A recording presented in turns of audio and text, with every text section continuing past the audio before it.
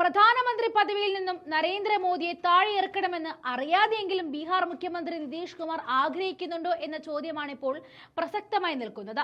നിലവിലെ അവസ്ഥ വെച്ച് നിതീഷ് അങ്ങനെ ആഗ്രഹിച്ചാലും തെറ്റു പറയാനാകില്ല. മുഖ്യമന്ത്രി കസേരയിൽ വെറും കാഴ്ചക്കാരൻ റോളിലാണ് ഇപ്പോൾ നിതീഷ് കുമാർ നിൽക്കുന്നത്. സർക്കാരിനെ നയിക്കുന്നതും ഭരണപക്ഷമായ തീരുമാനങ്ങൾ കൈക്കൊള്ളുന്നതുമെല്ലാം BJP നേതൃത്വമാണ്. ലോക്സഭാ തിരഞ്ഞെടുപ്പിൽ പോലും നിതീഷ് കുമാറിനെ അകറ്റി നിർത്തിയുള്ള പ്രചാരണ പരിപാടികൾക്കാണ് BJP താൽപര്യം പ്രകടിപ്പിച്ചത്. BJP നിതീഷ് കുമാറിനെ ഒട്ടാകെ വിഴുങ്ങുമ്പോൾ സാക്ഷിയാകുവാൻ മോദിയും പലകുറി ബീഹാറിൽ എത്തിയിരുന്നു. അതുകൊണ്ട് തന്നെ ഉള്ളിൽ നീരസം വെച്ചുകൊണ്ട് ചിരിച്ചാണ് നിതീഷ് കുമാർ നിൽക്കുന്നത്. ഇനി മോദിയും കൂട്ടരും തലകുത്തി നിലത്ത് വീണാൽ മാത്രമേ രാഷ്ട്രീയത്തിൽ തനിക്ക് ഭാവിയുള്ളൂ എന്ന ചിന്ത നിതീഷ് കുമാറിനുണ്ട്. അതുകൊണ്ടാണ് നേരത്തെ പറഞ്ഞ പോലെ പ്രധാനമന്ത്രി പദവിയിൽ നിന്നും പഴയ മുഖ്യമന്ത്രി പദവിയിലേക്ക് മോദിയെ ഓടിക്കാൻ നിതീഷ് കുമാർ മനസ്സുകൊണ്ട് ആഗ്രഹിക്കുന്നതും. കഴിഞ്ഞ ദിവസം പട്നയിൽ നടന്ന NDA പ്രചാരണ പരിപാടിയിൽ സംസാരിച്ച നിതീഷ് കുമാർ പറഞ്ഞ ഒരു കാര്യമുണ്ട്. പ്രധാനമന്ത്രി നരേന്ദ്രമോദി മുഖ്യമന്ത്രിയായി വീണ്ടും തിരഞ്ഞെടുക്കപ്പെടണമെന്നാണ് തന്റെ ആഗ്രഹമെന്നാണ് നിതീഷ് കുമാർ പറഞ്ഞത്. और आदरणीय नरेंद्र मोदी जी फिर मुख्यमंत्री बने, देश का विकास हो, बिहार का विकास हो, सब कुछ हो. नरेंद्र मोदी प्रधानमंत्री तो है. BJP 400 സീറ്റുകൾ ജയിക്കുമെന്നും നരേന്ദ്രമോദി മുഖ്യമന്ത്രി ആകുമെന്നാണ് നിതീഷ് പറഞ്ഞത്.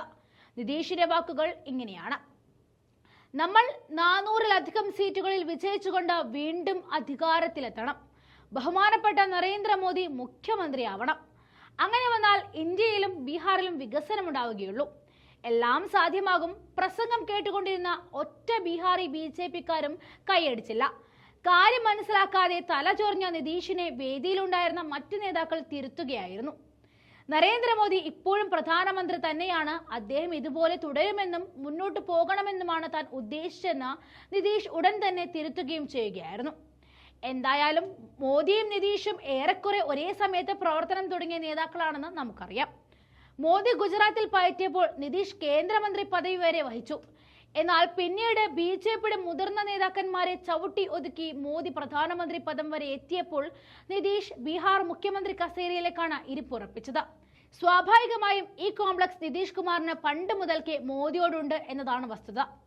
അത് മനസ്സിൽ വെച്ചാണോ നിതീഷ് മോദിയെ വീണ്ടും മുഖ്യമന്ത്രി കസേരയിൽ ഇരിക്കുവാൻ ക്ഷണിച്ചതെന്നാണ് പ്രതിപക്ഷം ചോദിക്കുന്നത്. എന്തായാലും നിതീഷിന്റെ നാക്കുപിഴ വലിയ രീതിയിൽ ചർച്ചയാക്കാനുള്ള നീക്കമാണ് പ്രതിപക്ഷം നടത്തുന്നത്.